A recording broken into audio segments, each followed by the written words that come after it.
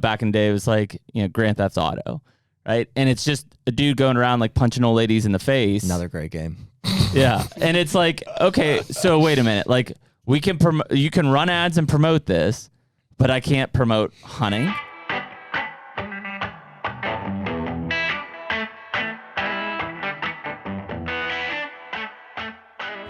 The HUNTR Podcast is brought to you by Deer Grow. Man, it's almost food plot season, Jared, and Deer Grow is one of those products that has really changed the way that we plant food plots and the success we've seen from them. No doubt. I've been, trying to plant food plots my entire whitetail hunting career, which is a little shorter than yours. But the minute that I started, or that I realized that I could get Deer Grow back into some of these remote plots where I couldn't get lime or fertilizer, especially in the 50-pound bag, format. So everything was changed. I could get into these spots moving forward with a backpack sprayer, and that's since escalated to these 40 or 60 gallon sprayers, and we're doing upwards of 5 to 10 acre food plots just with Deer Grow and having phenomenal success. Yeah, and I mean, with the price of fertilizer, lime, diesel, everything this year, I mean, what better way to get in there and grow a successful food plot at about a third of the cost? Check out Deer Grow at deergrow.com. And we're back. Hey. HUNTR Podcast, episode 111. 111. It's almost February, bro. Yeah, it is, man. Moving fast. I don't understand how that's even possible. It doesn't feel like January. It's been like rainy and warm. So I was telling Nick, dude, it's like these winters are getting milder and milder. That's what they call global warming. Yeah. Well, whatever they call it. I mean, it for sure is. Like we were just talking about when we were like kids or in school. It's like we were having 2 hour delays and stuff like every other day. Now it's like four. There's cyclic stuff with I'm not. It's called an ice age. Well, yeah. I don't know if I necessarily buy into the global warming stuff, but it definitely, there are cycles that happen. Because there are winters. In fact, last winter, dude, I was ice fishing in Pennsylvania, and I haven't ice fished in Pennsylvania in years, but we had multiple days of 0 and under. And it had 12 inches of ice in Southwest Pennsylvania. That's not normal. Talking about last year? Yeah. Dude, last year was pretty mild too. We didn't have... No, it was cold. No, it wasn't. We only had a 2-week stretch. Yes, there were some times, even this year, we've had, brutal. Yeah, there's 2-3 days. Crazy cold. It was intense, but it's condensed. Mm-hmm. For a majority of the winter. Yeah, it's mild. It's in the 40s, 50s. Mm-hmm. And today's high 40s. 50. I painted the other day outside. It's supposed to snow 2 inches here today, supposedly. Is it? Yeah, next week they said over the course of the week up to 10 inches. Dang. So yeah, we definitely still get some winter weather, and I don't know. Yeah, I'm obviously not a scientist, but just observationally, seems like even during the season, it seems like back in remember Thanksgivings, November's, even 5-10 years ago, seems like it was always cold, brutal cold. I remember trapping in that weather and stuff. Yeah. We don't have that anymore. It's 50. Yeah. Yeah, no, you're right. We'll have warm days. It is weird though, because I think even this year, in October, we had some snow. Briefly. Yeah, but that's middle of October. That was when we were hunting. It happens. I'm not saying we don't get hard weather. Yeah. What was it, 2-3 days though? It was dusting. Oh, yeah. Yeah. Yeah, and then it was gone. We do that get was it. 80. Yeah. We might even have one in September. Lots of variation. It does happen. I would assume.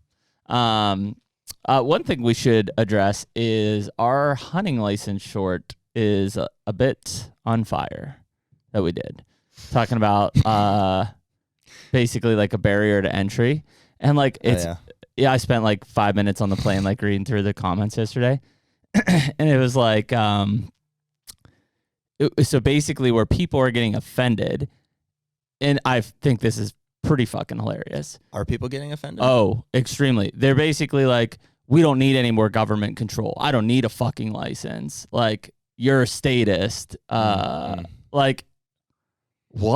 What are you talking about? Right. Well, it's basically the stance. Hunting's a right. Yeah, and that's it. It's basically the stance that hunting is a right, not a privilege. Which, obviously, I am super pro Second Amendment. It's wrong. It's the wrong way to think about it. And I agree. I'm obviously not for government control at all. Well, we talk about it all the time. You and I, because of the way we run our businesses, we pay a fuckload of taxes a year, and I hate it with a passion. Regardless of all of that, just if you want to look at it hunting's a right, hunting's a God-given right, sure, okay, but the reality is it's a limited resource and a shared It's a shared resource. You know, and if everybody acts on that right to the fullest of their ability with no regard to what are we saying? It's not rules, boundaries, anything. Yeah, I mean, it'll be gone. And then your right will be irrelevant.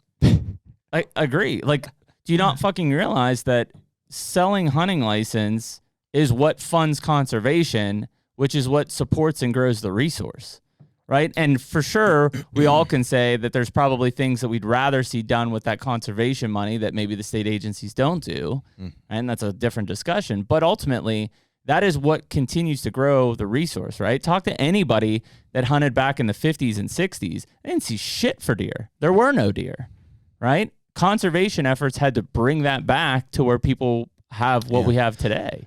If I recall the clip, I think your statement was kind of like, or what was discussed was basically like, you know, they're not checking that you did a hunter safety course, basically, right? Correct. And I thought it was funny because that's been our experience. Like, you know, and I'm not saying everywhere. Like, there's plenty of places. Like when we bought in Illinois, like I had to type in my hunter safety license. But I've also seen dudes walk into a Walmart. Yeah. Did you? I've seen dudes walk into a Walmart, buy a license. Like, well, I think it's at the retail, and we just don't do a whole lot of that over the counter stuff. And so I don't know. Like at Walmart, most of our stuff's online anymore. But yeah, I mean, I don't need it very often. Well, Kansas is a great example. Like, I'm pretty sure you could just attest. Yeah. So what are we saying? Nobody lies? Sure. Yeah. Now, somebody made a point, and I don't know if this is true, but if you lie about that shit, it's a federal offense. Mm-hmm. Maybe. Yeah, right. But yeah, that's all. I mean, I thought it was funny. It went down basically that we said we want more regulation from the government. Jesus Christ. Like, what are you talking? No. But that said, just like driving, right, which is a privilege, like, do we just let the dude who just drives drunk every day just continue to drive drunk because it's a right? No, it's a privilege. So the dude who goes out and poaches every night, do we just let him keep doing that because it's cool? No, you don't fucking do that. Right. It's a fair analogy. I thought it was funny that a lot of the comments were, you know, basically that, you know, they said they disagree. They said, no, you always need your hunter safety course. Like, you know, they asked for the number all the time. And the other half of the comments were like, yeah, no, I've never needed it. And I hunt in all these different states. Yes. And so there's obviously a difference in experience. Probably has to do with whether you're buying them online or you know, over the counter or whatever. And I'm sure there are some states, like somebody said, no, you idiots, on your driver's license. No, it's not. Not on my driver's license, at least. I've never heard of that. But. So, I mean, again, it's the regionality and the differences, you know, because every state is different. Mm-hmm. But I think what was maybe more alarming is the number of guys that basically said, yeah, I don't need a license and I'm just going to kill shit. And it's like, maybe that's a lot more frequent than I think. The fact that they literally don't think they need a license to do anything. Yeah. And I'm sure they don't buy a license, and I'm sure they go out and hunt, which goes back to our, you know, how skew our numbers that we get from the DNR or from the Game Commission, because how many people are out there just hunting without a license because they think it's a right and they don't need one. Yeah, I mean, I definitely don't, you know, neither of us, I think, are in favor of government regulation like at all. But also, you know, we value the resource, and like, you know, regardless of the entity that's imposing the restrictions or whatever, like we want management. You know, we want not just of the animals either. It's like, dude, there's people I don't want to be in the woods with. Agree. Well, I mean, frankly, quite a few of them. Wherever you're at on the spectrum, right? You know, and again, we're not for that, but society needs boundaries, right? If without boundaries, it's complete anarchy. Yeah. Right? Yeah. The world burns, basically. So, like, I'm not saying that you need strict regulation. You know, that said, obviously a big story going around right now is, you know, Josh and Sarah Bomar pleading guilty in Nebraska to Lacey Act, which is a federal violation. You know, and they got a lot of charges dismissed, but they've got, a 3-year ban in Nebraska. And some monetary fines. What will be interesting is, you know, that interstate compact law applies to the lower 48, basically Alaska and Hawaii. Yeah, I'd never heard of that. Alaska and Hawaii are the only states that don't participate in that. But basically it says if you are found guilty of a federal offense and you lose your hunting license or whatever, state violation and lose your license, that based on the pact law, you can't hunt in the other states either. So I just read the quick link you sent me to. Do all 48 states participate in that? Yes. They do? Yes. Yeah. The only two that don't are Alaska and Hawaii. Interesting. So if you lose your license in one state, you lose it in every state. I don't know the exact details, but I mean, it would seem that they would acknowledge that you have a violation, in this case in Nebraska, which means we will not issue you a license in this state. Yeah, I mean, I don't know. I don't disagree with the intention there, but I see that being hard to enforce, especially when the state laws differ. You know, like I can shoot a Lumenok in one state, but not another, for instance. Not, you know. Yeah, but I think it's just the fact that you violated a law and lost your hunting privilege. Yeah, that's what will carry over. So yeah, I mean, if you shot, I don't know, was it like Montana? You can't shoot Lumenoks or something. I don't know which state it is. Yeah. So let's say you do, and that results in a wildlife violation of a 1-year suspension. I would assume that would carry over into every state of the pact per what the guidelines of the law say. So, you know, and I'm sure there's some sort of intertwined system that, you know, you can figure that out. Probably developed because of that interstate pact that they created. Interesting. So, I don't know. You know, well, dude, what I'm saying is, can Josh and Sarah Bomar hunt the next 3 years in any state, including their own state of Iowa? I'm sure you could stay pretty busy in Alaska for a couple of years if they had to. Yeah, I don't know. I don't know how that works, dude. Sounds like that was a pretty serious deal. I mean, more targeted at the outfitter. The outfitter, like, you know, Josh and Sarah caught a brunt of like the press about it because they're, you know, they're an influencer. They have a platform and stuff, and but it was some serious stuff those guys were doing, like a lot of baiting illegally, hunting at night.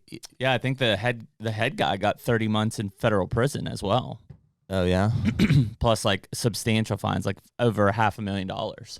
Yeah, and if I read that correctly, there was like somewhere around $1 million in fines amongst all the people that were charged. 39 people or something like that. Yeah, 30 something. So yeah, I mean, it's not like they just went out and did this. There was just, you know, the outfitter was involved in some sketchy stuff, and well, and they got caught. Tie that back into what we were just talking about a lot of these people feeling like, you know, I don't need a license.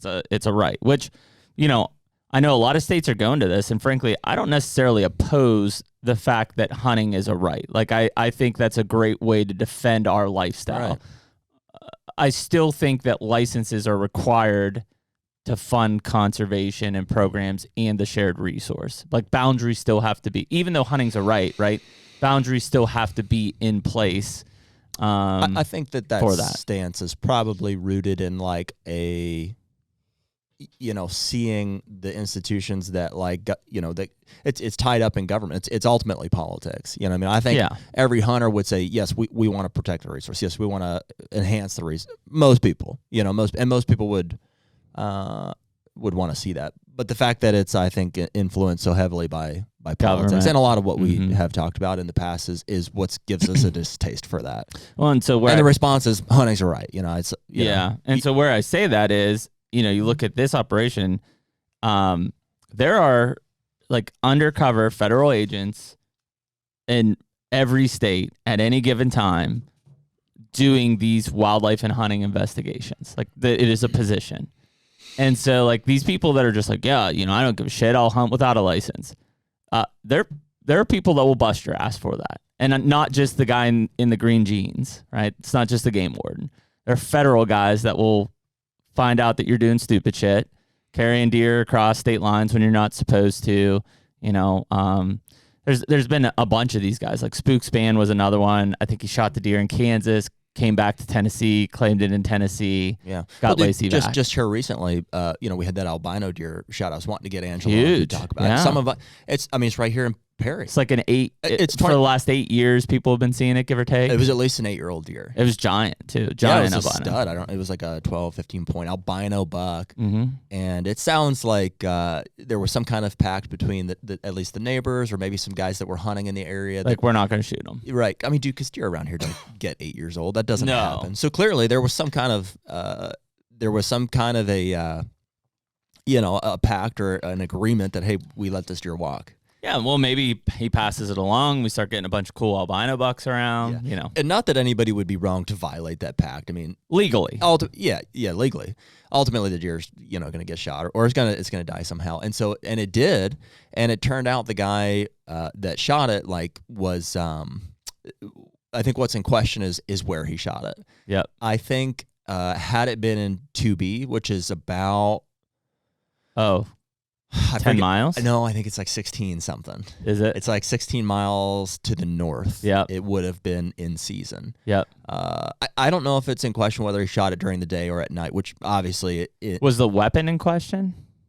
I thought at one point the question was, did he shoot it with a gun as well? Because it was during bow season, wasn't it? That I don't know. Yeah, I'm not 100%. I don't have all the facts on it, but basically the same deal. It's like had he shot it in 2B, it would have been legit. Had he shot it where the deer was known to be from, would have been out of season. Out of season. And so that dude is getting burned right now. I know. Well, I mean, like, it is serious stuff. And dude, I hope. I guess a part of me hopes that he is guilty because, like, the amount of bad publicity that he's got, like, his name is ruined. Yeah, you can't go back on that. And so it would really be a shame for him to be innocent and to have gotten the news coverage and the bad publicity that he got. I mean, dude's getting like death threats. Oh yeah, I heard there was like people are stuffing organs in his mailbox. His and mailbox. Stuff. Yeah. Not good. Hanging the old buck nuts on the truck. His hearing's in a couple days, I think. Ooh. 24th or something like that. It'll be interesting to see. But yeah, I mean, and again, it's just like that.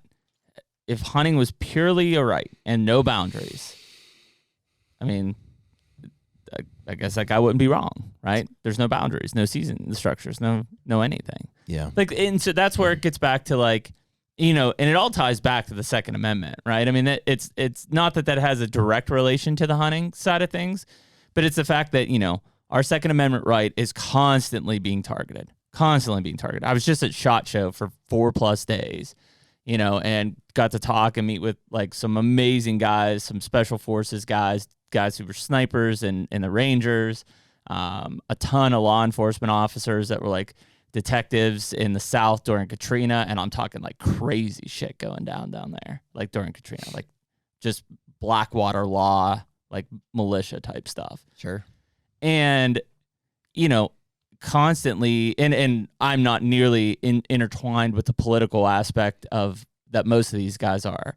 But I mean, some of these guys in DC they're out for us at this point. Like, they do not like guns. They do not like gun owners. They make it very clear. They're stuffing it underneath bills that you and I would see and be like, yeah, man, I have no problem with that. Meanwhile, you get to line 100 on page 97, and it's like, wait a minute. What is that about me having to check my gun in every 30 days? What do you mean I have to check it in every? So, like, these guys are just, it's gun grabber type stuff. But again, that's a constitutional right. It's the Second Amendment. When you get to hunting, and again, I'm all for protecting the hunting side of it, and I would love to figure out how to make that more. Hunting is not a constitutional right. No. Right? No, some states are putting it in the state constitution. It's not a federal constitution, right? Second Amendment is a federal constitutional right? Freedom of speech, number 1. Right. Right to bear arms, number 2. Yeah. Hunting is not anywhere on that. There are certain states that have started to introduce that as rights and have started to pass that into the state constitution as a right. Mm-hmm. But still, you have to buy a license. Right, you have to abide by the guidelines. Well, same with a gun. I mean, you have to, background checks. Whatever. Well, but people will tell you that background checks is the first step towards gun regulation. Yeah, and it is. It is regulation of some sort. Yeah. That's where you get into the market. So, like, when I'm reading some of these comments, I'm like, whoa. How do we go from talking about hunting and a license to, like, Second Amendment threat? It's like they're two separate ponds here that we're swimming in. It's the same problem, I think, as like with censorship. Is like if you're going to decide that somebody should be the authority or be able to impose restrictions or limitations on the general public, you have to choose someone. You have to choose an authority. And in many cases that falls on the government, either at the state or federal level. Sure. Unless you're talking about these internet companies, which are privately owned. Which is a new technology has brought along this. That's where the censorship thing is really interesting. And it's not government censors. It's just whatever Meta decides or whatever Google decides or whatever Apple decides. Yeah. Well, and so I think there you see a disagreement mainly from people on the right with who has the ability to govern these private institutions. We would... and so it's like... and do you ask the government to step in? Because now... That certainly is what's being done. Which calls me a hypocrite because I just said, I don't want government to step in. Right. You see what I'm saying? Like, this is where it crosses over so deep is like, I don't want more government interference and regulation, yet maybe the only person or group that can kind of pause what's going on in Meta and YouTube and these other places is the government. So are you going to ask for them to step in and tell them to stop doing censorship? Like, if you're going to censor me, you better censor these people. I think in the sense that, like, people want the freedom and protection of speech as it's given in the First Amendment. Like, they want that applied to those platforms. But think of that, man. Can you imagine freedom of speech, like complete freedom of speech, First Amendment, wide ass open on YouTube? Imagine the shit that you would see on that. And again... because of us as a society... I mean, there's some pretty wild shit on YouTube. There's also a lot of shit that gets censored on YouTube. And so... a lot of correct shit. What's that? That gets censored. Yeah. That's because... and that's the root of what I'm saying. Political agendas. Well, maybe, but ultimately, it's you're trusting somebody to make a decision, right? Wrong, limited, not limited, across all these subjects. And, like, nobody's perfect. You know what I mean? The government's not perfect. These tech companies aren't perfect. We're certainly not perfect. Well, so I think that's where it gets into, like, there is no quality assurance check when you talk about YouTube videos, right? So if you have a person with a very large platform who puts out a video like that a bunch of people CNN, see. Fox News. Yep. And at the biggest level is bullshit. Rogan. Put all these people in. I mean, these are your major news sources. Yeah, and I mean, I think we would all agree that there are certain guests that Rogan's had on where we're like, all of this freaking guy. There's not a platform or influencer or somebody that hasn't been wrong about something at some point. Absolutely. In time. And so it's not possible. Nobody knows everything. But because of that, right? There is no ability to screen. So I guess what I'm saying is like these bigger platforms like a Rogan, right? If Rogan has this giant platform and he happens, and I'm going to say he did, but he happens to put out a bunch of misinformation. Which he probably does. Right? On aliens. Let's pick on his aliens. Well, but it's not misinformation. It's just conversation. Sure. It could be perceived as it. But if he perceives it as or lays it out as a factual statement and people start to see this becomes the truth, right? This is what happened during the entire political sector of 2016, right? Yeah, I mean, dude, that is the state of our country. I mean, so you have these, a handful of like major news platforms that have put things out as fact that we now know are wrong, dead wrong, and heavily influenced by opinion. Like whether you think it would have changed the election or not, I think we're all pretty much sure that there was some voter fraud in the last election. Yeah, there's not no fraud. Yes, that's exactly what I'm saying. I don't know if it was enough to skew it, but there was definitely every election in history. I mean, I'm sure. Yeah, absolutely. That's how you're trying to get an edge here. There's never no fraud. Right. We're human beings. Right. Yeah, no system is perfect. So, when you bring that back into the hunting community, and even like when so I talked to a couple of these guys who were snipers and are like, we brought up, I won't mention it. We brought up a YouTube channel. And I was like, yeah, I've watched a bunch of their long range shooting, like understanding kind of the, muzzle velocity and trajectory of bullets and stuff. And they're like, yeah, don't freaking listen to that guy. He's full of shit. Doesn't know what the fuck he's talking about. And I'm like, what do you mean? Like he's got 1 million followers. They're like, no. Like, and they pull up a video, they let him talk and they say, okay. And then they explain it from a military standpoint. And you're like, yeah, that doesn't make any sense. And they're like, exactly. But how many people watch that? And I forget what the video had. It was like 16 million views. Wow. And I was like, how many people watch that? And then they took that as fact. And now that's how they do it, which that's how they'll teach someone to do it. And all of a sudden, it's completely wrong down the entire chain. Yeah, which is why social media is one of these things that I think, to be the cripples this devil's stuff. advocate in that situation, like, so, you would be the person that's trying to gain understanding of whatever. Because I'm a novice at it. Yeah, whoever's the consumer is trying to say, like, okay, what's right here? So they watch the video. You then went and talked to these other guys who do it this other way, and then you're like, okay, well, that must, based on your interaction, like your perception of these two platforms, the guy that has the video and the guys that you talk to, you formulated that this is a more legitimate opinion. I mean, the guys I talk to teach at like ranger schools and shit for sniper courses. Yeah, but that doesn't mean they're right. I mean, more credentials. It probably does, and that's more why credentials than probably the YouTube guy. Yeah, but what I'm saying is, dude, there's lots of people with all the credentials in the world. Like, how much hypocrisy, how much, how many people come out at the end of the day that you're like, oh, yeah, they were wrong about that. Scientists with theories about the world. Sure. Politicians with ways to run things. Like, at the end of the day, priests, running churches, at the end of the day, they're all touching kids or they're all out for the money. You know what I mean? Human beings are as... Always. Human beings... That's why I don't go to church anymore. Human beings are as flawed as, like... And I think we all long for... We want a system. We want an answer. Like, we want something to work. We want correct information. We want, resources to be protected. And so we how do you do that if not to essentially elect or put somebody in a position to help us with that? Mm-hmm. But 10 times out of 10, there's issues with that. No system is perfect. And so I am for somewhere in the middle.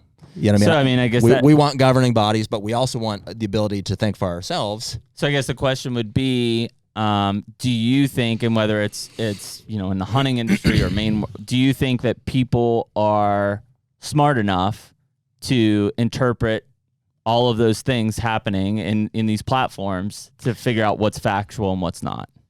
I don't think that question is as important as who would you point to make the decision about who's right and who's wrong. Sure. It's kind of the same thing. Yeah.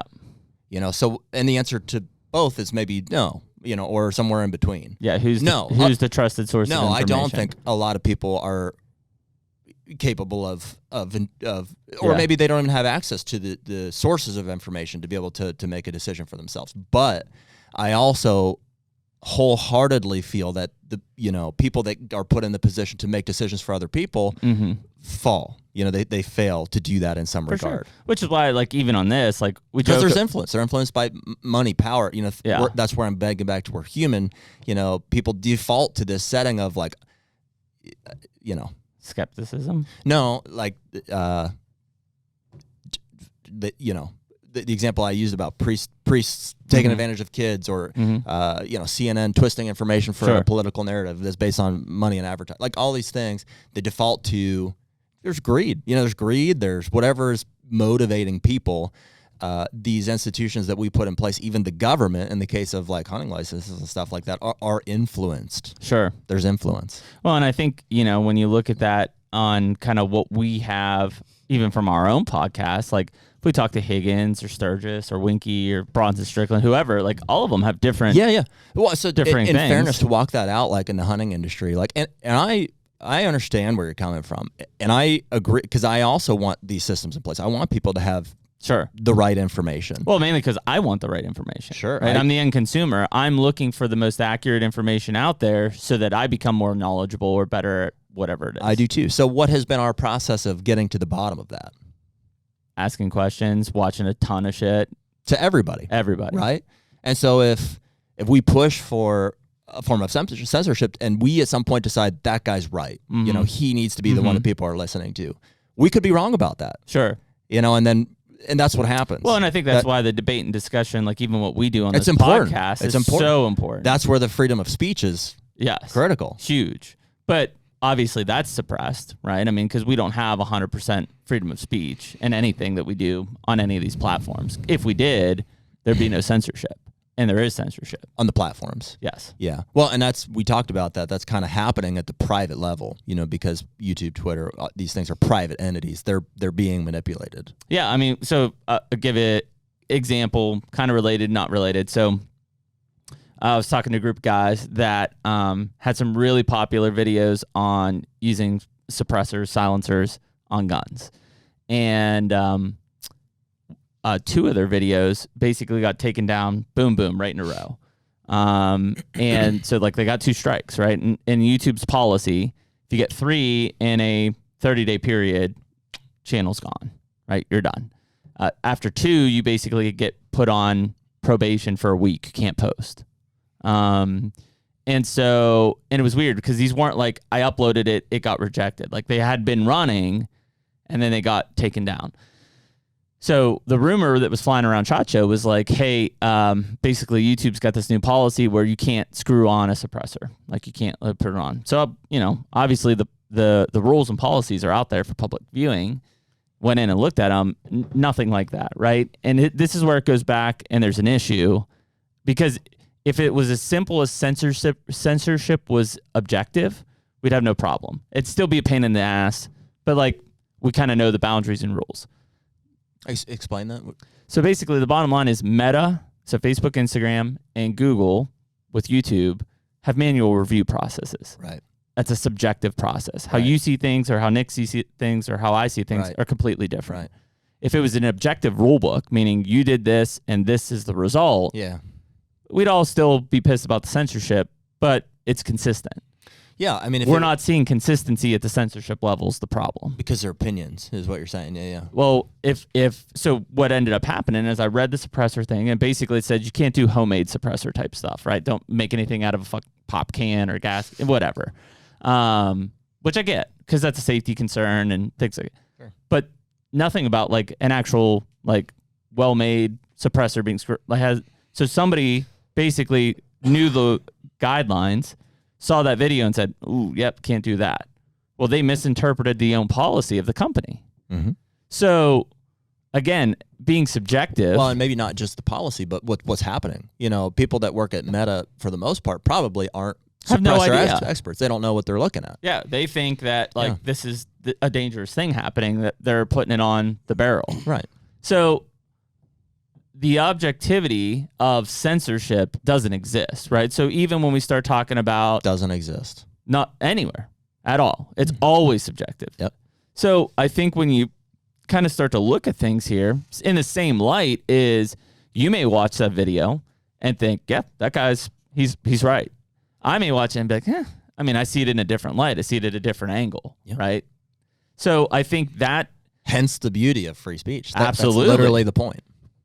And so that's where it's like, how can a platform place guidelines and policies for censorship when they're not objective and never will be, unless they have some AI technology that comes along and displaces all the human people in the workforce? Yeah. Like there is no consistency there. Yeah.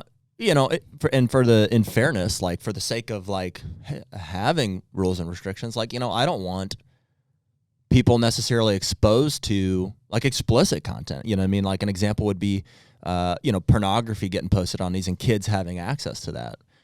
I want a system in place. I want protection for our kids and for things like that. The question then becomes, is it the responsibility of those platforms? No. Or is it of, let's say, parent? The parent. Yeah, the parent. 100%. I mean, and frankly... So you're advocating for pornography on Facebook? Well, listen, man, I lived in the day of dial-up and porno, right? That was a struggle for sure. Like the ring dial? No, internet dial. Like, I thought you had to call someone up. No. So yeah, I mean, that's a struggle. Like, no, man, that's a struggle to live in. But no, and so for that point, right? Obviously, being a parent, I'm sure a lot of people listen to this. Dude, there are some shitty parents out there. I'll call it like it is. Oh, yeah. And it's because they rely on things like you just said, like, anytime I log into Hulu or something, it's like, do you want to put parent restrictions on here? It's like, no, I'm the parent. I'll tell them what they can watch and what they can't watch. And they just rely on freaking electronics to do it for them, to do the job. You're cutting corners, and you can't cut corners in parenting, right? Well, and I mean, it's good that those tools exist. It's an easy button. I mean, there's a place for it. You know what I mean? There should be some. It's nice that those platforms offer assistance. Mm-hmm. You know what I mean? Because it's, I don't know. Yeah, but I'm 100% on what you're saying. It's a weird thing. Like, it still should be the responsibility of the parent to influence that. Yeah. Yeah, but it's no different than and I'm not. Nick, are you a gamer? I actually recently quit gaming, but I have. Congratulations. Yeah. Good for you, Ben. Yeah. I decided it's time to grow Well, that's up because you have a little. girlfriend. Yeah. I sold my Xbox.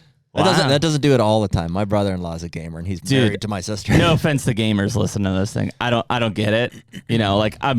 Again, and I grew up in the Nintendo days of stuff. Have The you only ever? thing I played was NHL. That was like the Yeah. only game Little I chell? played. Yeah, chell. dude. Yeah. Between classes, I got into some cello in college. Yeah. Yeah. I'm far from a gamer, Yeah. right? But like, if I'm scrolling through whatever Facebook or like, it'll be like, back in the day, it was like, Grand Theft Auto, right? And it's just a dude going around like punching old ladies in the face. Another great game. Yeah, and it's like, okay, so wait a minute, like you can run ads and promote this, but I can't promote hunting, or I can't show like a responsible gun video. Yeah. Like, you're literally promoting like violence. Like, we're down this rabbit hole, right? So let's just go with it while we're down here. The HUNTR Podcast is brought to you by Hoyt Archery. Dude, where would we be without our Hoyt bows? Probably shooting crossbows. or a Matthews, yeah. One and the same. Yeah. But in all seriousness, we love being Hoyt guys because you stand out. When you're in this room full of other people that shoot these other types of bows, I feel like the Hoyt guys just stick out.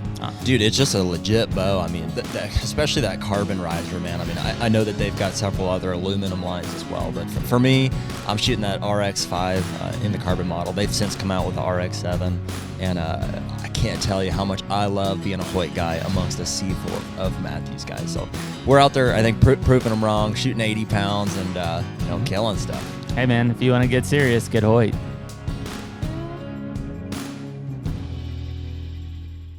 Like, it's no coincidence. Like, I'm not that old, right? But I'm 38. Yeah, no, you're not that old. Yeah, thanks. Whether I was supposed to or not, like when I was in high school, dude, I had guns in my car all the time because I went hunting after school.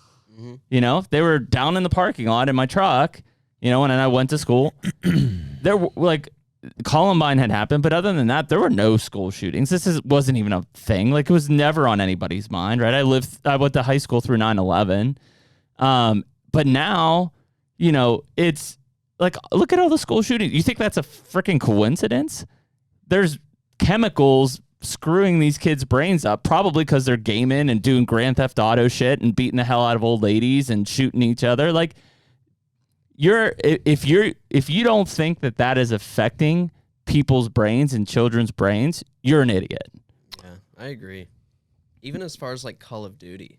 Like, it's a war game, but like you're still shooting. I mean, what will be another explanation for everything that's going on? Yeah. I do think bad parenting too. Yeah. I think the mental state of people in general from 20 years ago to today, and certainly kids are probably the most exaggerated form of it. Dude, kids are just like, they're messed up.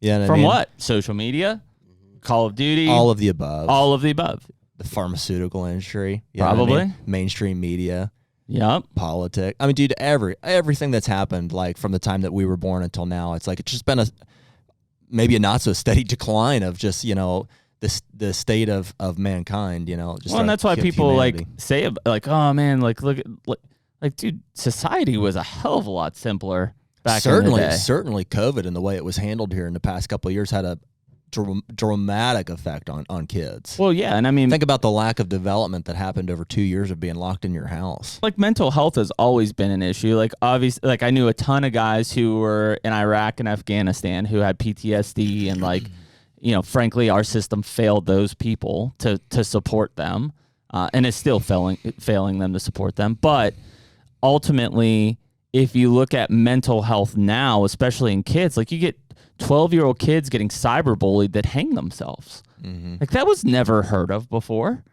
It's crazy how we probably know more now about mental health. Like, it's more widely discussed, and yet I don't know if the stat is correct. I assume it is. You've got more people and kids killing themselves than ever before. It's like, despite this information and despite the tools that are out there to fix it, like it's worse than ever. We're sucked in and consumed by these things that like make us want to kill ourselves. These depressing, anxiety producing, this environment that we live in. there is such a thing as chemical imbalances. I'm sure of that. You know, I think I've seen it and I've witnessed it in people, but there's a lot I think that you can do.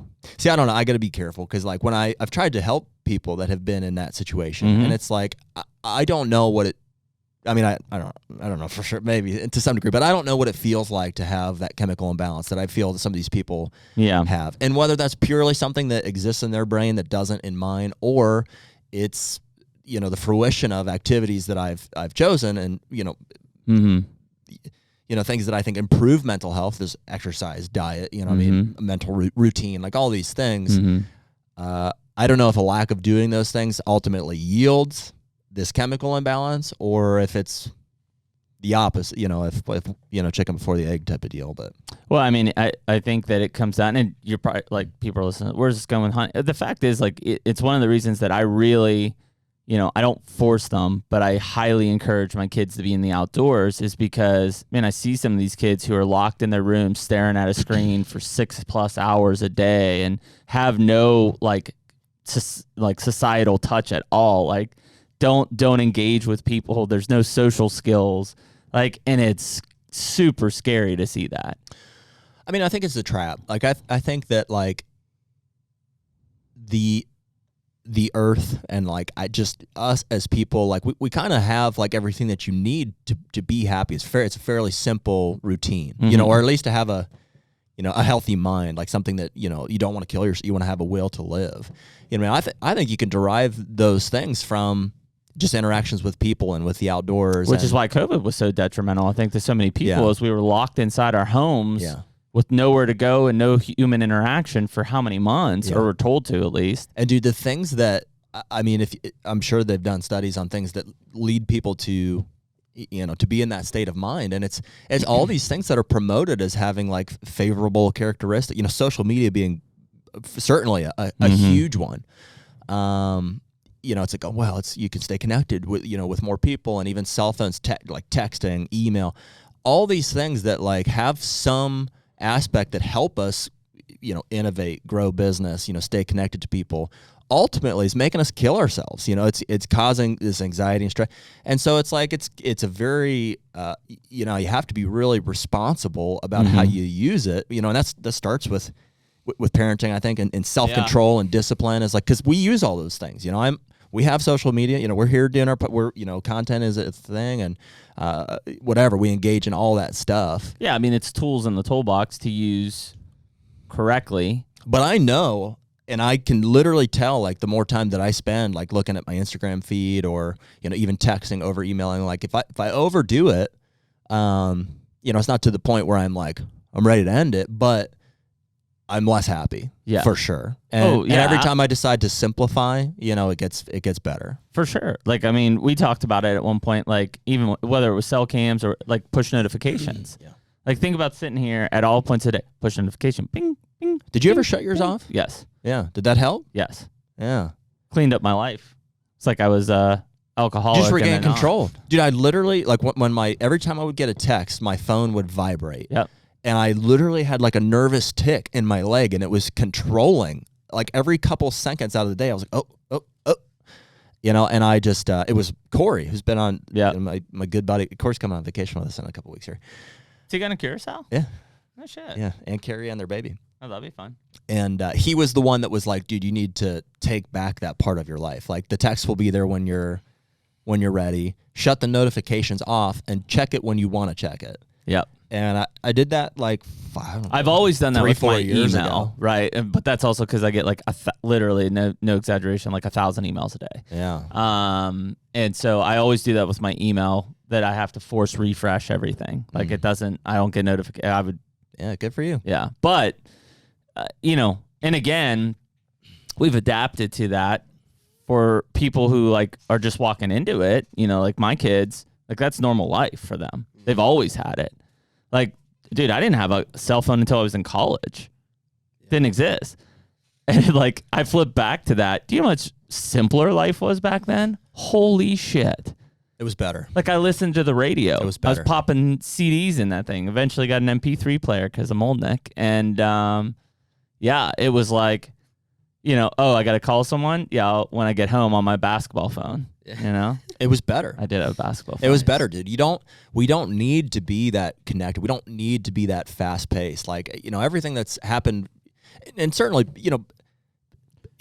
people were unwell back then. Like, there's not ever been a time in human history where everything was good. You know what I mean? There's always been issues, but do you think and this is, I'll tie this back into hunting because we talk about it all the time where like if you're scrolling on social and stuff and you see all these people killing big bucks and you're like, what the fuck am I doing wrong?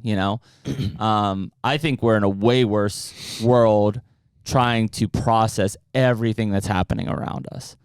Your brain is not programmed to try to process and comprehend what somebody's doing across the country. Yeah. No, can't do it. Sensory overload. Yep. Yeah, and dude, you can tolerate probably more of it than I can. It seems that way. I just can't. I just shut it off. I don't watch news. I've deleted my Instagram stuff and TikTok and stuff. I don't have TikTok. Because I'm like I'll go to it. Like I'm human. I'm like I want to be entertained. I get that dopamine rush. But then you get sucked in for 2 hours. 2 hours later, you snap out of it. You're like, what? Yeah, and you have to have the discipline to realize like that's not what I want. I want to choose to consume things or participate in things that are gonna, add value to my life and those around me. And that's where I think go back to like the quality of hunting, right? When I was growing up, like unless I got deer and deer hunting or North American whitetail, or I was watching Waddell on TV, like I never even knew what the hell people were killing around the country. All I knew what was in my inner circle or closer outside circle, and if somebody killed like a giant 10-point, and I say giant, like I'm talking like 130s. I was like, damn, like that had dude, 10 points. Yeah, I was like, damn, that dude killed a stud, And now, I think a lot of people wouldn't shoot that deer because they feel like they're gonna get hunter shamed for it, right? I mean, that's a real thing. Like people kind of like dance around it. No. I mean, like shaming hunters is a real thing. That's why right out of the gate, how many people listening to this have ever posted a post that said, not the biggest, but right away, you're trying to defend yourself from hunter shame, which is a sad thing to be in. And it's set itself up because of things like social media and everything. And dude, walk it back even further. Like, yes, it's bad that hunters shame hunters for that. Mm-hmm. I would argue that it's bad that people feel like they need to post that to begin with. Sure. Like attention. Yeah. Mm-hmm. That's what I don't understand like we have social platforms for this podcast. We have them personally too. Mm-hmm.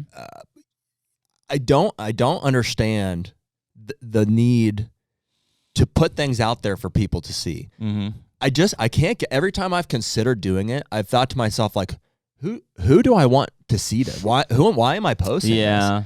It would be like for my wife's birthday, and that's fine. There's nothing wrong with that, but like, I just don't understand it. Who are you doing that for? Well, is it for you? It's interesting because like let's pick on something like for this podcast is because we want people to be with it. They want us. I want people to learn from our conversation. We're learning. Well, we're having these debates and discussions, right? I mean, that's why. Like, and so I think it's important to have it out there. That's the only way people consume it. Clearly, like that's why we're doing it. If you look at that hunting license short, like we stirred the pot significantly. Yeah.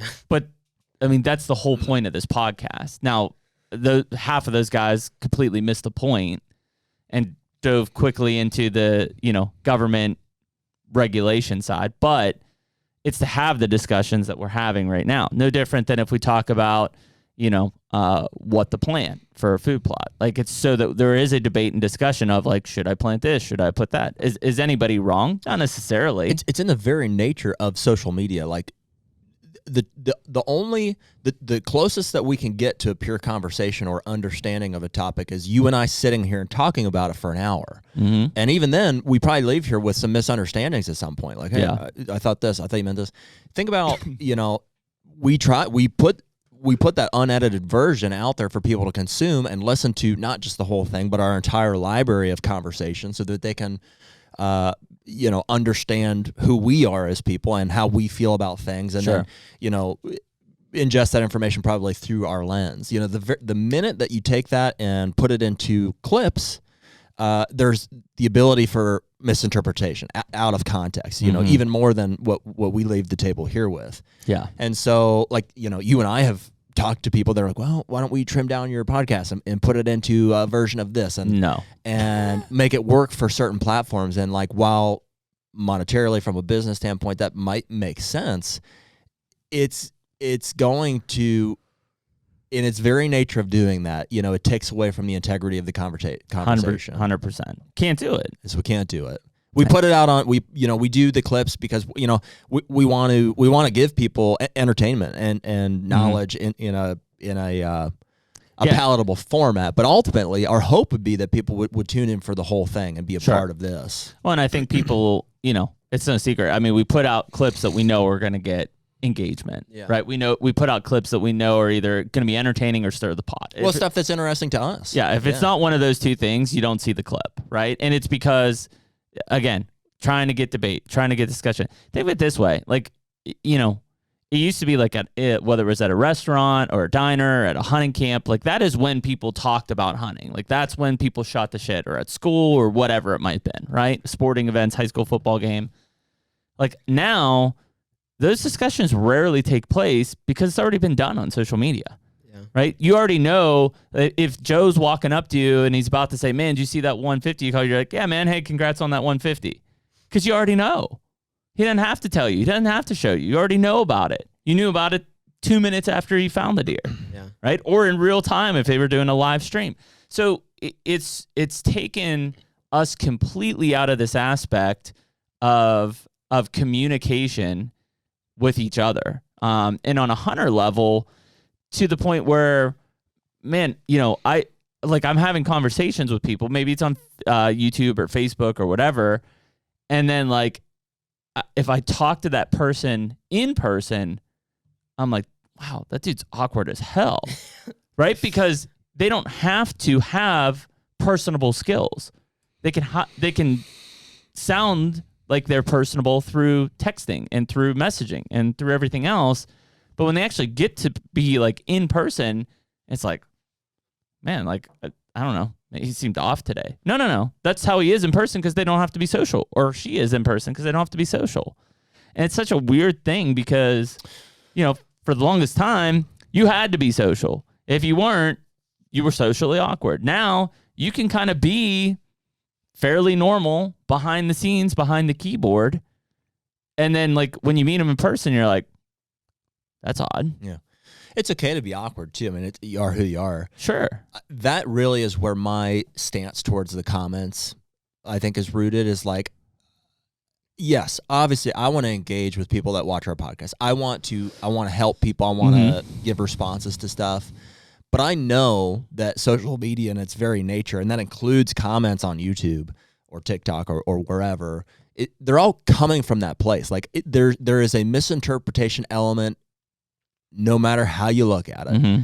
And so I just can't bring myself to spend the time considering what it says. Like it's not real to me. Well, it's not real. But see, therein lies the problem with a lot of the kids today is that is as real as it's ever been. I know. The comments that you make on my selfie post or whatever the hell you're doing. Well, on social media across the board, you know, people for a long time perceived that as who people are. I mean, that's where, like, 20 years ago, nobody heard of cyberbullying. What the hell is that, right? Yeah. It didn't exist. It's only when you step back and compare people that you know or have or you know interact with in real life and see how we all know people that post stuff about their relationship, and it's like at this point in the 2023, the people that post the most about their spouse, we know, like, oh, that's not good. You know what I mean? Not good. You know, there's issues, you know, and they feel like they have to put this you know image of themselves and their relationship it's a facade, or the deer that they kill or whatever out to people. And so it's like, I think the you know, if people are watching out for their own you know, mentality or how they perceive people, like you've figured out to just stay away from social media. Like, it's not real. There's you know, the way that people put some stuff out there is the way they want to be perceived. It's not necessarily what is actually happening. Yeah. And oh man, that's so crazy, isn't it? Because everybody listening to this knows that person. You see it on social and you're like, wow, like this dude's living a lie. The HUNTR Podcast is brought to you by Stealth Cam. Dude, where would we be without our cell cams? I would definitely be divorced at this point. Yeah, I hear that. I mean, the fact is I spent more time checking cameras than I actually did hunting prior to cell cameras. Now, at least, my wife can enjoy me being in the comfort of my own home, buried in my phone, checking those pictures. Yeah, 100%. And dude, when it comes to trail cameras and definitely cell cameras, reliability is, I think, the number one thing that we're looking for. Stealth Cam just has a long reputation of reliable cameras, and ultimately that is the most important thing to us. They have to work. In terms of reliability, there's not a better camera on the market than Stealth Cam, whether you're talking about the Fusion X, the Reactor, or the DS4K Transmit. And most of them are under $200. Stealthcam.com. Check them out.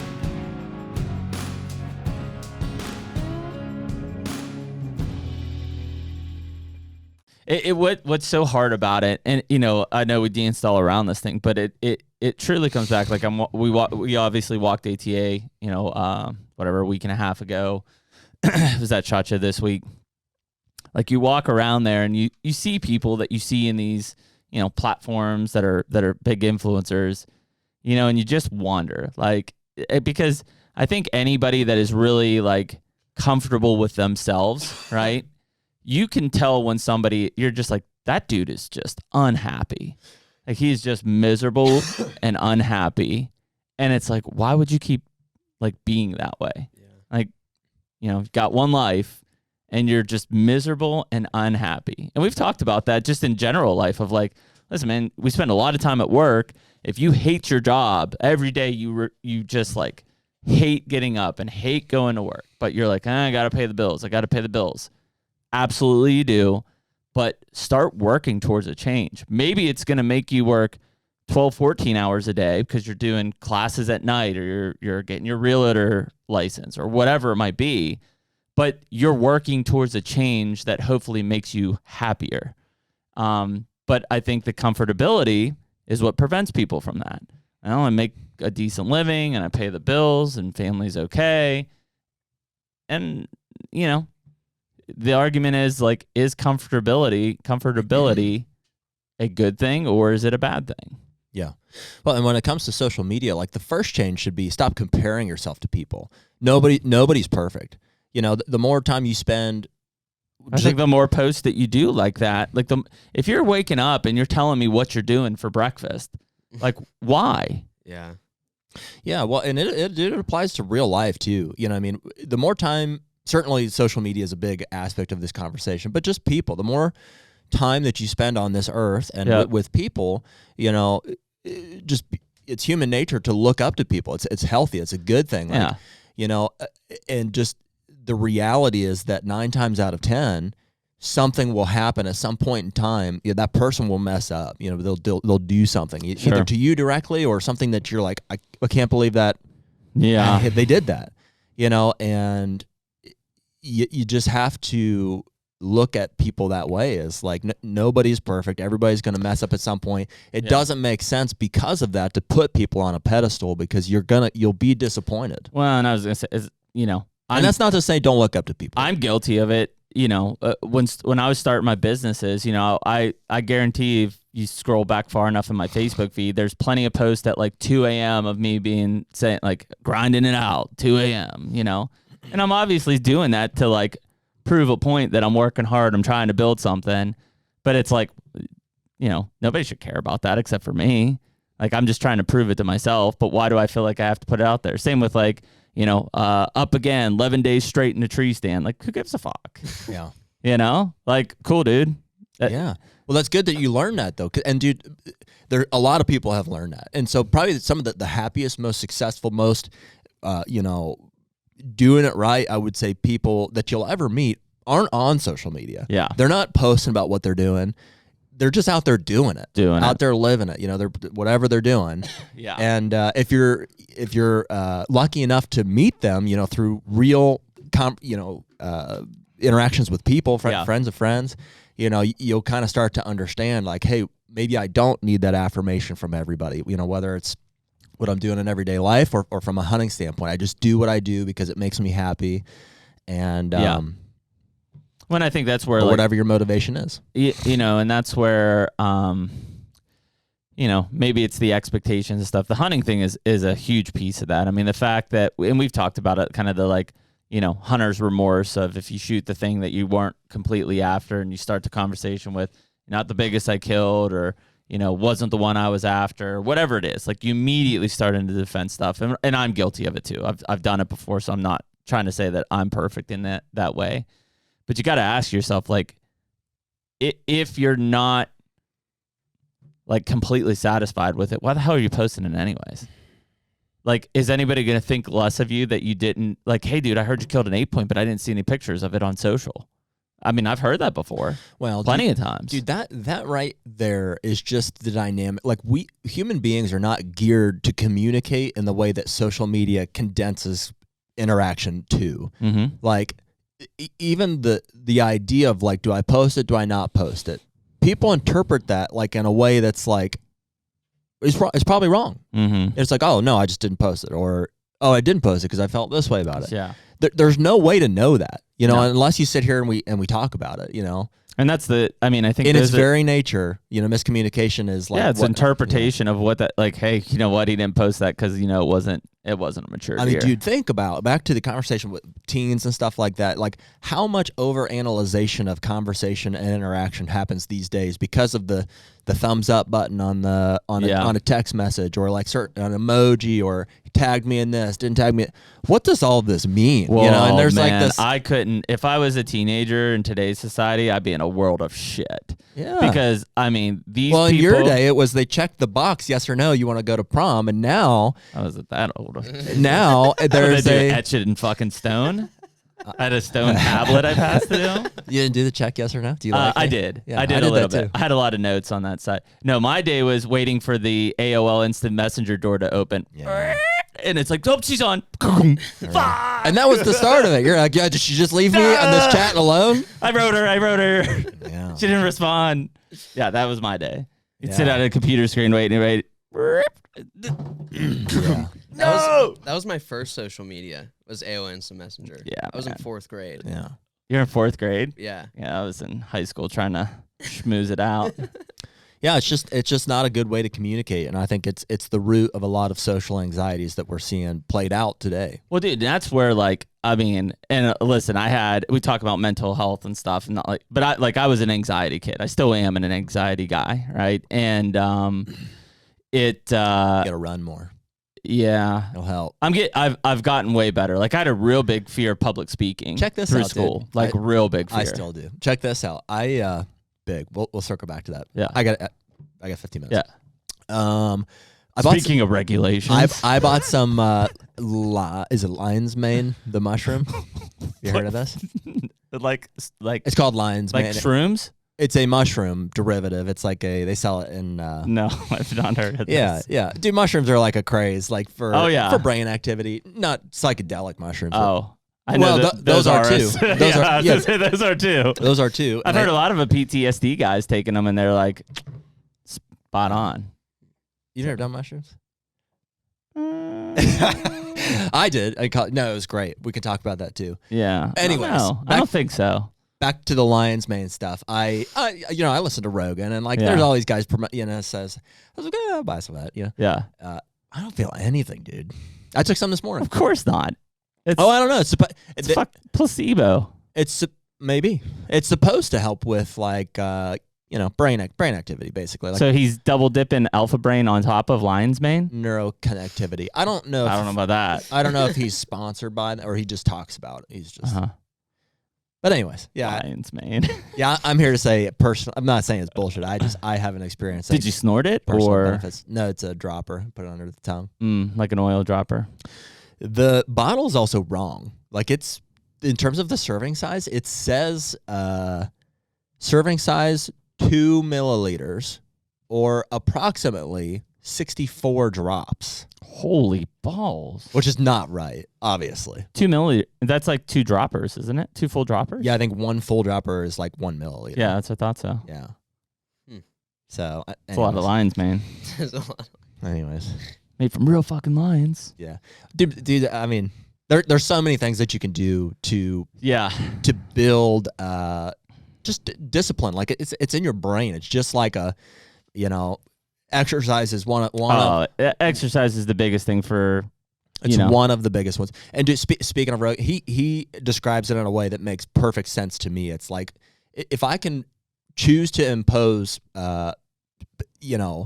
major battle on myself, in the form of strenuous physical activity, it makes all the things that happen throughout the day seem more doable. I've already done worse than that to myself. Yes. I think that principle is really accurate, and that helps me a lot. I notice it in a week. If I stop working out and do cardio, probably even more than just weight training, it just makes you not give a shit. You're like, it's fine. I can deal with it. I suffer constantly. It's just being in good shape. And all these things are the same, I talk about the deprivation stuff a lot. All of that stuff makes you tolerate pain better. Ice bath, sauna, strenuous exercise, fasting. We're a weak-ass society anymore. All of those things train your mind. They toughen your mind to be able to deal with all those other stuff that we're talking about. I think the work ethic thing is interesting because, a lot of people just say, like, you have to be born with it. I don't think that's true. Like, absolutely not. Everybody is born with it. Yeah. You have to choose to use enact on it or not. Yeah. And it's really interesting to see the people where you're just like, I don't know. You nurture it. I mean, dude, it's just, we're also born with like negative qualities of like, we like to be entertained. That's where the TikTok stuff is. I like to eat. How easy is it there? I like to eat. To sit there and fuel, whatever book that was, feed whichever dog you're feeding is the one. Yeah. We all have work ethic. We all have a desire to be entertained and all these other desires, things in us, maybe some more than others. The ones that you choose to act on are the ones that grow. So the longer I sit there and I watch TikTok, the more I want to be entertained. Sure. The more I succumb to, this thing that ultimately negatively affects, as opposed to if I choose the work ethic. And there's downfalls to that too. You can become a workaholic. There, everything needs to be taken, in the proper doses. In the proper dose, but yeah, no. Well, I mean, I think like you talk about the social aspect of stuff and even the awkwardness. Like, dude, I mean, I'm sure there's kids today that like literally have an entire relationship with a boy or a girl through texting and stuff. Like they don't really ever even talk to each other. Yeah. Dude, that's like my 16-year-old cousin. He has a girlfriend. They've been together for like 4 months. They met twice. That's crazy, dude. Yeah. I mean, dude, there's a whole thing, the catfishing thing. Like it's and I mean, they're young, but like they don't even talk to each other on the phone. Like you don't pick up the phone and call them. Yeah. Like, dude, you talk anxiety. Like, be a 16-year-old boy picking up and trying to call a girl for the first time. Holy balls! Right. Now I could, like, dude, if I could have just texted him, I've been cleaning up in high school. Like, do you remember texting girl? That was the move. Like we were texting with this girl. Oh, dude. So I got that's how it all started. So I went on my senior. Wasn't healthy for sure. But. I went on my senior trip to Ocean City, which was kind of the thing, right? And so Big Jared, my dad, gives me his cell phone. He's like, "Hey, case of emergencies." Well, dude, it was like a cell phone. Texting all these chicks out there. Yeah. First thing, Kirby's like, no, there were no cameras. Galore. There were no cameras and phones back then. Right. Thank God, right? I wouldn't want to embarrass myself right out of the gate. But no, so I'm texting these girls and stuff. Well, dude, back then there was roaming charges, right? So I get home, my dad's like, "What the? You have $450 bill for 1 week?" And I was like, "I don't know." Wow. Didn't get a phone. Roaming in Ocean City? Yes. Dude, like when you were out of like your zip code, it was basically roaming back then. That's crazy. Yeah. So, but yeah, that was my first experience. Nice. Huh. But yeah, I mean, even I do think that I know hunter shaming thing has been a big thing that, a lot of people have kind of touched on, but it just seems so, because hunting, and going back to this, hunting is a right or hunting is a privilege, because it's so rooted in who we are traditionally, the fact that like I knew which deer your dad shot basically before you did. How crazy is that? Like in a matter of 5 minutes of him finding the deer. Mm-hmm. And it's like, there's a cool aspect to that, but then there's also like, well, now what do we talk about? Yeah. There is. It's not all bad. I mean, that's kind of the trap is like, because we're like, well, we like it because of this, and this. And I think it's cool. It's awesome that all of us can be on a group, and hunting, because in its nature, we have to be quiet. It's not like you can call somebody. Yeah. But I don't know. It's hard to say if that's better than just you find out when you find out, I mean, I'm assuming there's a lot of people that would say their experience with hunting has decreased. Maybe their success has increased, but their experience around hunting as a camaraderie aspect has decreased dramatically in the last 20 years, like just fallen off the face of the earth. Yeah. And it goes back to even like today, it's cool if we go out and shoot a buck, but we'd rather be hunting together, or at least in the same area on stuff. I think a lot of that is rooted in just generally speaking, and social media has been the vehicle for it, is like it's become more about what people think about what we're doing than us just enjoying and being good at what we're doing. Well, which is one of the reasons we don't film our hunts anymore. We did. Yeah. And it completely destroyed why we wanted to do it. Yeah. Yeah. Well, or it would be seen in somebody, the relationship is a good example because people can relate to that. It's become more about me posting about how much I love my wife and for people to see that and to give us affirmation than for me just to tell my wife invest that time into our relationship and for us to know and for nobody else to know, or for them just to see and think, and so we took, that's wrong. Yeah, that's wrong. I mean, it is, dude. And the same thing crazy. is with hunting. It's not any more about it's just me in the woods, and it's well, and I mean, it's what everybody thinks about it. I do think that there are some great things to brag on in social, right? Mm-hmm. And not in a rub it in brag on, but I post all the time when the kids kill a buck or something. I'm proud of them. I want to brag on that stuff, or a kid does well at sports, or it's an anniversary or whatever it is. There are certain things you want to be proud of, and affirmation, I think, on social platforms is good for that. But, dude, I don't want to know what you're thinking about when you're on the toilet in the morning. I don't care. Yeah. And the fact that now that's in front of me on that, it's what the hell? Yeah. What do you want from us? Do you want me to say congrats, man? Good wipe? I don't know. Yeah. I don't know, man. I think even with your kid, I'm not saying it's wrong. Mm-hmm. I think it's natural to want to brag about your kids and show people. I think that's a healthy feeling. Mm-hmm.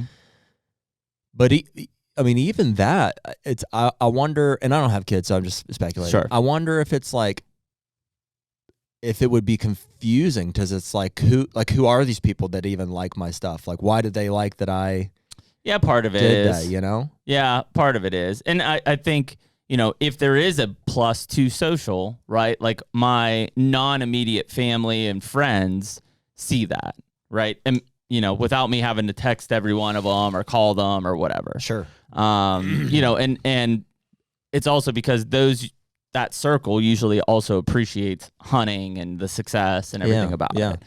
So there is a weird benefit to that. Definitely. Right? That's in the same breath, and especially because of the podcast, and obviously we love everybody listening to this unless you call us pieces of shit and then we hate you. No, we still love you. I still love you. Love-hate relationship.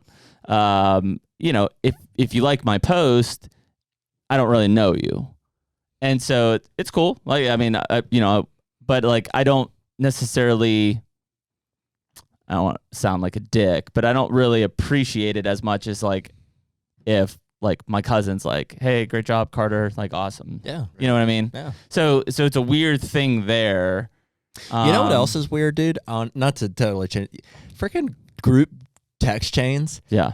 I think it's the weirdest thing. Oh, I hate them. Well, there's a point for them. There's a point.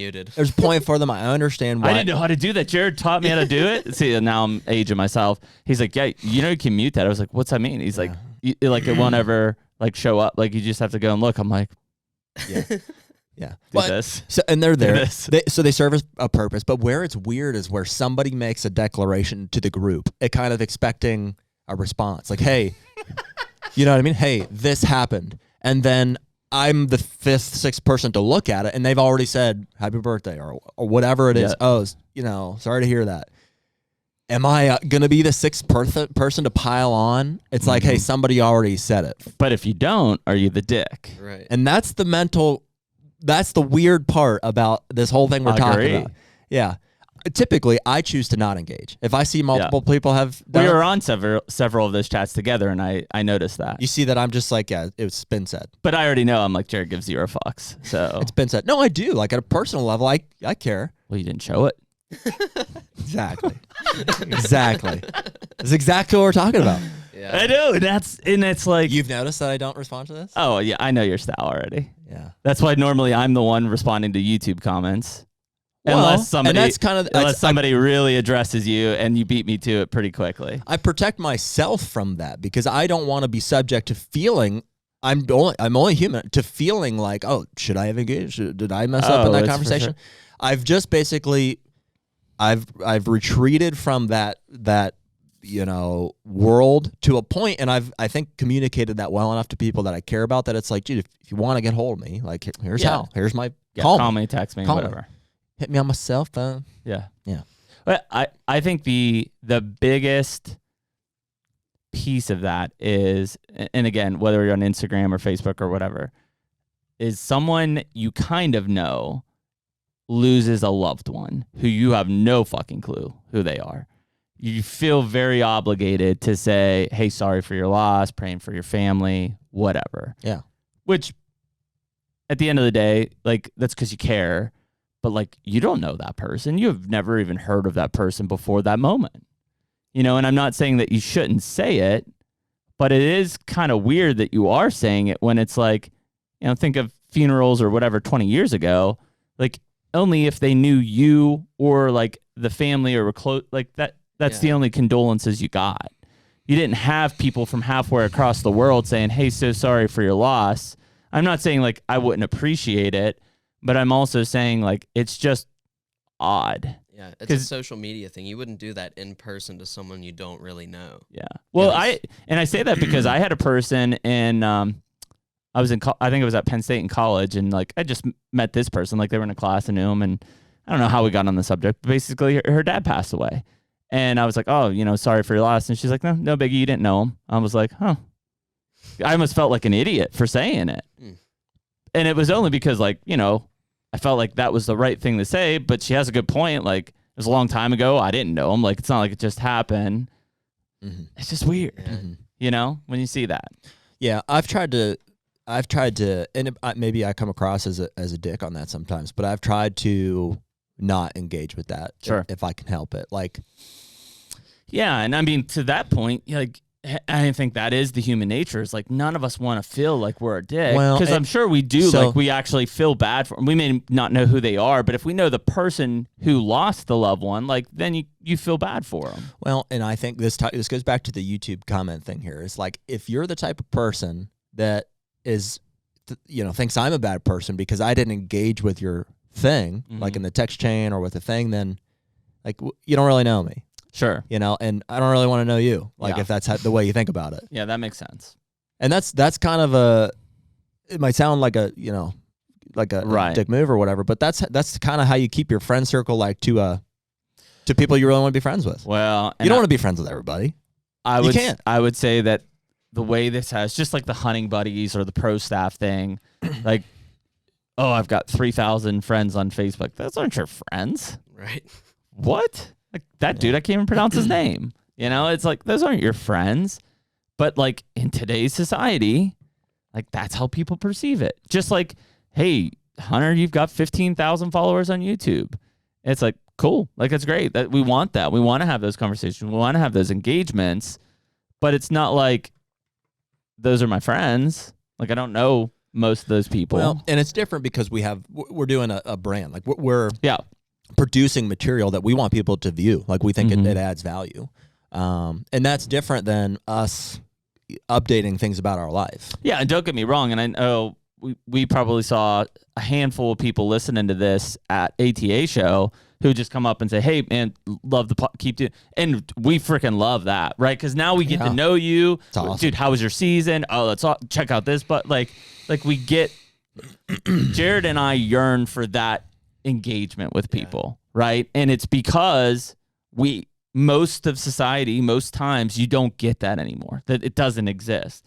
So when we get to have those, like, we'll be at Great American Outdoor Show here in a couple weeks. We'll be at the Whitetail Properties booth. But, like, I'm sure people will listen to this. like stop by. Like we want to engage with people, and but I want to have a face-to-face conversation. Even if you're one of the guys who are like assholes talking about CrossFit, like dude, just come talk to us. Like we do it out of fun and poking and discussion and debate. Like what I want people to realize, and maybe there's people listening to this that struggle on the mental health side or the acceptance side or whatever it might be. It's like, first of all, you're not alone. The world is full of people that have that issue right now or feel that way. But just reach out to somebody in person. Like you would be surprised that how like just having a conversation in person socially can make you feel so much different and less isolated. Yeah. It's huge. Yeah. So that's all I got. Yeah. No, good talk, man. It's fun. Good talk. See you out there. Yeah, that's it. We didn't plan that, by the way. Yeah, dude, it's fun. That's why that's why this podcast works, dude. Like we can just sit down and freaking just talk, get into just it, man. talk, man. And I'm sure people are shaking their heads yes, and people are shaking their heads no, and people are already commenting, and you know, it's cool, man. I think last piece here is like on the issue of the hunting stance and the license thing. You don't have to agree with me, but I always will think and believe that hunting licenses are necessary, not to regulate, but to support our resource and our conservation. Do I wish that maybe some of that money was spent differently with agencies? Yes, 100%. That's the political aspect of it that we can't necessarily control. That said, if the restrictions and the regulations and the bag limits and stuff like that were gone, the resource would be gone. Yeah. So if you say, well, I don't want regulations. I want to do whatever I want to do. It's my land, it's a shared resource. Unless you put a fence up and you keep those deer on your property and nothing else comes in, you can't operate that way. The resource is limited. It is fragile. It is finite. It had to almost gone away at one point. It will go away again. So just keep that in mind when you're thinking about the hunting licensing. Also, I would encourage people who have not done a hunter education course, just do it. You can do it online. I think it's pointless online, to be honest, but from a abiding by the law, I'd recommend that you do it and get it done with so that you don't get struck down like some of these people who are getting federal, regulation bans and hunting bans and whatever. Yeah, just peace of mind. You know what I mean? Whether you agree or disagree with it, it's nice to do things right and by the book. And also, you can feel better about it. On that same note, it's why I know there was a comment or video a while back that we did that you and I said, well, we would pay way more for our hunting license if it cut the hunting population down, right? And I know people got pissy about that, whatever, don't care. But it's also because I'll put more money into conservation if it continues to improve the resource. I don't care. Whereas I know that, hunting license costs are it's an external cost. It's not something that's planned. It's a hobby. It's not necessarily something that people have the luxury of continuing to just pay more for, right? Maybe a less offensive way to say it would be if we could pay to increase the resource or make more land available to people. Yes, we would do that as well. Like we don't, absolutely, in its nature, we don't want less hunters. We want more opportunity for hunters. Yeah, more areas, more space, more resource. Yeah, and more opportunities for more hunters would be best case, but the reality is it is a limited resource. Well, and I think that's where things get twisted because and no way about it. Like there are definitely places and things that we've encountered where I think the hunting population has increased dramatically and it is affecting the resource. It's outgrown the resource, yeah. So if you can create more space or more resource, then those hunters can exist. Yes. But we would want that very much. If you keep narrowing it down, which seems to be what's happening, they cannot exist. Yeah. And that's the issue. Yeah. So that's why you got to listen to more than one podcast. See, we're wrong about stuff. We say stuff wrong. I mean, it's just... That's it. We're circling it like a toilet. Slowly reaching the bottom of the bowl. All right. Well, if you're listening to this, Nick, it is what? The 20... It is 26th. Next Tuesday. Yep, 26th. What? No, this will come out this Tuesday. Oh, this 24th. Tuesday. 24th. Yep. So it's January 24th. Next week, we'll be at the Great American Outdoor Show. We'll have one more podcast drop during that week, and that's it. we'll see you then. Later. Take me